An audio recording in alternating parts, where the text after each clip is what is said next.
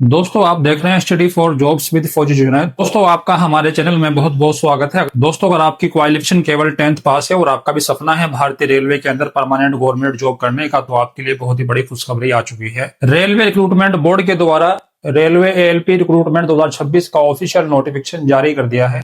यहाँ पर एक बड़ी भर्ती निकाली गई है। इस भर्ती के तहत कुल 11,127 पदों पर भर्ती की जाएगी। इस भर्ती की सबसे खास बात यह है कि परमानेंट सरकारी नौकरी है। ऑल इंडिया वैकेंसी है। इस भर्ती के लिए ऑल ओवर इंडिया से मेल और फीमेल सभी कैंडिडेट फॉर अप्लाई कर सकते हैं। आप चाहे किसी भी स्टेट से बिलोंग करते हैं, आप सब इस भर्ती के लिए ऑनलाइन आवेदन कर सकते हैं। यहाँ पर ना कोई हाइट चाहिए और ना ही कोई फिजिकल होता है और ना ही कोई स्किल टेस्ट देना होता है। सिलेक्शन होता है केवल रिटन एग्जामिनेशन के बेसिस पर। और इस भर्ती के लिए हैंडीकैप भी पात्र हैं। अगर आप हैंडीकैप हैं तो भी आप इस भर्ती के लिए एलिजिबल हैं। आप रेलवे के अंदर परमानेंट गवर्नमेंट जॉब हासिल कर सकते हैं। आज की इस वीडियो के अंदर आपको इस भर्ती के बारे में पूरी जानकारी मिलने वाली है। वीडियो को शुरू करने से पहले अगर आप इस चैनल पर नए हैं और आपने इस चैनल को अभी तक सब्सक्राइब नहीं किया है तो आप इस चैनल को सब्सक्राइब कर लीजिए और बेल आइकॉन को ऑन कर लीजिए, ताकि फ्यूचर में आने वाली हर एक भर्ती की अपडेट आपको टाइम पर मिलती रहे। और कंप्लीट डिटेल्स के लिए वीडियो को लास्ट तक जरूर देखिएगा। वीडियो में आपको इस भर्ती के बारे में पूरी जानकारी मिलने वाली है, जैसे कि क्वालिफिकेशन क्राइटेरिया क्या है, एज लिमिट क्या है, सिलेक्शन प्रोसेस क्या है, एग्जाम पैटर्न क्या है, सिलेबस क्या है, जॉब प्रोफाइल क्या है, इंपोर्टेंट डेट्स क्या है और सैलरी कितने मिलने वाली है। सारी जानकारी आपको इस वीडियो के अंदर मिलने वाली। तो कंप्लीट डिटेल्स के लिए वीडियो को लास्ट तक देखिएगा। तो चलिए शुरू करते हैं इस वीडियो को और आपको इस भर्ती के बारे में पूरी जानकारी देते हैं। जी हाँ दोस्तों, आरआरबी रेलवे रिक्रूटमेंट बोर्ड के द्वारा रेलवे एएलपी रिक्रूटमेंट 2026 का ऑफिशियल नोटिफिकेशन जारी कर दिया गया है,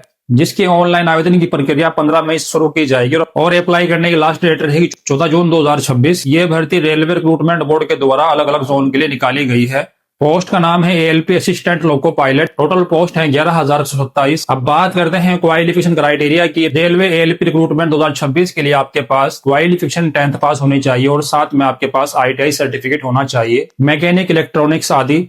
इसके अलावा अगर आपने आईटीआई नहीं कर रखी और आपने मैकेनिकल, इलेक्ट्रिकल या इलेक्ट्रॉनिक्स के अंदर कोई डिप्लोमा कर रखा है तो भी आप इस भर्ती के लिए एलिजिबल हैं। आप इस भर्ती के लिए ऑनलाइन आवेदन कर सकते हैं। या अगर आपके पास इंजीनियरिंग के अंदर कोई डिग्री है तो भी आप इस भर्ती के लिए आवेदन कर सकते हैं। रेलवे रिक्रूटमेंट 2026 एएलपी के लिए एज क्राइटेरिया है 18 वर्ष से लेकर 30 वर्ष के बीच, यानी कि यहाँ पर मिनिमम एज 18 साल होनी चाहिए और मैक्सिमम एज 30 साल होनी चाहिए। आयु की गणना 1 जुलाई 2026 को आधार मानकर की जाएगी। इसके अलावा ओबीसी कैटेगरी को एज लिमिट के अंदर 3 साल की छूट दी गई है और एससी एसटी कैटेगरी को एज लिमिट के अंदर 5 साल की छूट दी गई है और हैंडीकैप कैटेगरी को एज लिमिट के अंदर 10 साल की छूट दी गई है। और अगर हैंडीकैप कैंडिडेट ओबीसी कैटेगरी से बिलोंग करता है तो उसको एज लिमिट के अंदर 13 साल की छूट दी गई है और अगर handicap candidate SC ST category से बिलोंग करता है तो उसको एज लिमिट के अंदर 15 साल की छूट दी गई है। और ऐसी महिलाएं जो विडोज हैं, डाइवोर्स्ड हैं और अपने हस्बैंड से जुडिशली अलग रह रही हैं और उन्होंने अब तक दोबारा शादी नहीं की है और वो जनरल कैटेगरी से बिलोंग करती हैं तो वो 40 साल की एज तक फॉर्म अप्लाई कर सकती है। और ऐसी महिलाएं अगर ओबीसी कैटेगरी से बिलोंग करती हैं तो 42 साल की एज तक फॉर्म अप्लाई कर सकती हैं और ऐसी महिलाएं अगर एससी एसटी कैटेगरी से बिलोंग करती हैं तो 45 साल की एज तक फॉर्म अप्लाई कर सकती हैं। बात करते हैं सिलेक्शन प्रोसेस की। इसका सिलेक्शन प्रोसेस 2 चरणों में होता है, यानी कि इसमें 2 एग्जाम होते हैं, सीबीटी 1 और सीबीटी 2। दोनों ही एग्जाम कंप्यूटर बेस्ड एग्जाम होते हैं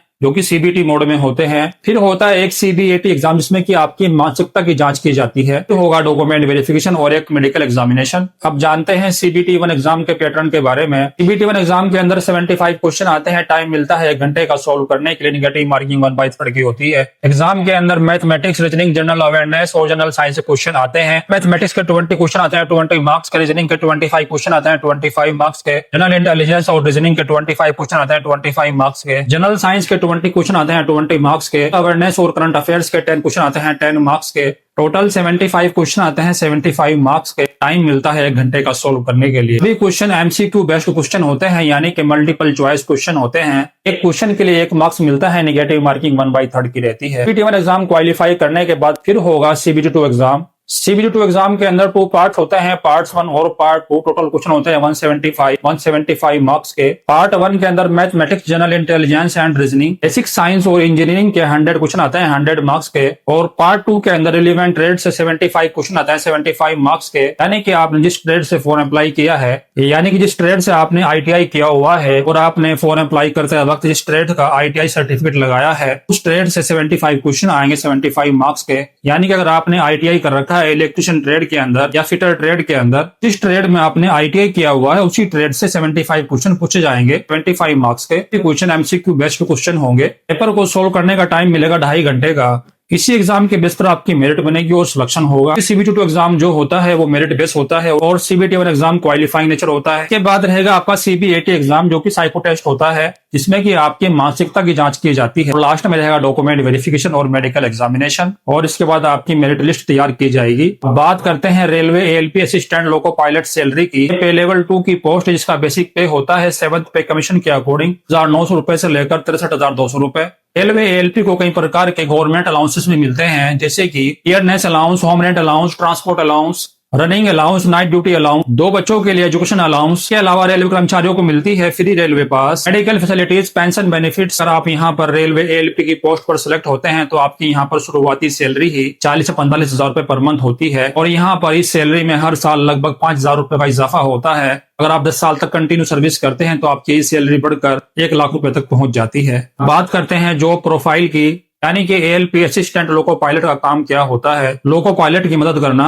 यानी कि तकनीकी जांच करना, पर नजर रखना, ट्रेन की सुरक्षा सुनिश्चित करना। वर्षों के अनुभव के बाद प्रमोशन भी मिलता है। यहाँ पर असिस्टेंट लोको पायलट प्रमोशन लेकर लोको पायलट बन जाता है। अब बात करते हैं कि अगर आपको railway ALP assistant loco pilot की पोस्ट पर सिलेक्शन लेना है तो आपको इसके सिलेबस को कवर करना पड़ेगा। अगर आप ये सिलेबस अच्छी प्रकार से कवर कर लेते हैं तो निश्चित तौर पर ही आपको सिलेक्शन लेने से कोई नहीं रोक पाएगा। यहाँ पर एग्जाम के अंदर सभी क्वेश्चन 10th लेवल के आएंगे। बात करते हैं सबसे पहले मैथमेटिक्स की। मैथमेटिक्स के अंदर जो आपको सिलेबस कवर करना है वो इस प्रकार है। Number system, BODMAS, decimals and fractions, LCM and HCF, ratio and proportion, age, profit and loss, simple interest and compound interest, time and work, pipe and क्रिस्टल, time, speed, distance, average, mensuration, algebra, trigonometry, geometry और data interpretation. Intelligence और reasoning के अंदर जो आपको topic बताने वाले हैं वो काफी इंपॉर्टेंट है। अगर आपने इन टॉपिक को कवर कर लिया तो निश्चित तौर पर ही आपको सिलेक्शन लेने से कोई नहीं रोक पाएगा। Analogy, alphabet series, number series, coding, decoding, mathematical operation, blood relation, direction test, Venn diagram, syllogisms, puzzles, statement and conclusion, decision making, classification, similarities and differences. General science के अंदर जो टॉपिक आपको कवर करने हैं वो इस प्रकार हैं। इस सभी टॉपिक इंपॉर्टेंट, इन टॉपिक से क्वेश्चन बनते हैं। Motion, force, work and energy, gravitation, heat, light, sound, electricity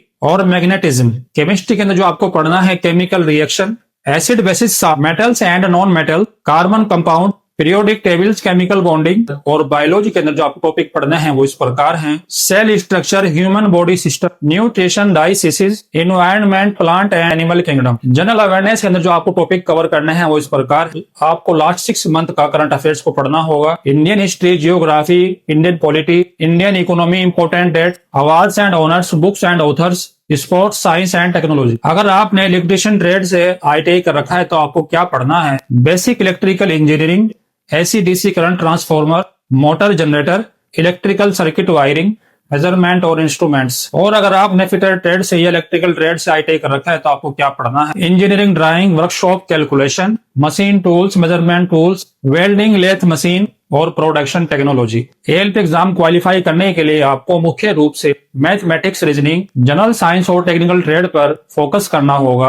अगर आपने ये सिलेबस अच्छी प्रकार से कवर कर लिया ना तो आपको सिलेक्शन लेने से कोई नहीं रोक पाएगा और आपको अपने सपनों को पूरा करने के लिए कोई नहीं रोक पाएगा। रेलवे एएलपी की नौकरी रेलवे की सबसे अच्छी नौकरियों में से एक है और रेलवे की यही वो पोस्ट है जिसमें सबसे ज्यादा सैलरी मिलती है, क्योंकि यहाँ पर रनिंग अलाउंस और नाइट ड्यूटी अलाउंस अलग से मिलते हैं। तो अगर आपको भी रेलवे एएलपी की पोस्ट पर सिलेक्शन लेना है तो आप तैयारी भी शुरू कर देनी चाहिए। इसकी कंप्लीट डिटेल्स और अप्लाई लिंक के लिए आप हमें कमेंट कर सकते हैं या आप हमारे टेलीग्राम चैनल को भी ज्वाइन कर सकते हैं, जिसका लिंक मैं डिस्क्रिप्शन में मेंशन कर दिया, और इसकी ऑफिशियल वेबसाइट का लिंक भी मैंने डिस्क्रिप्शन में मेंशन कर दिया है। तो वीडियो को लाइक कीजिए, शेयर कीजिए और चैनल को सब्सक्राइब कर लीजिए ताकि आपको ऐसी अपडेट टाइम पर मिलती रहे।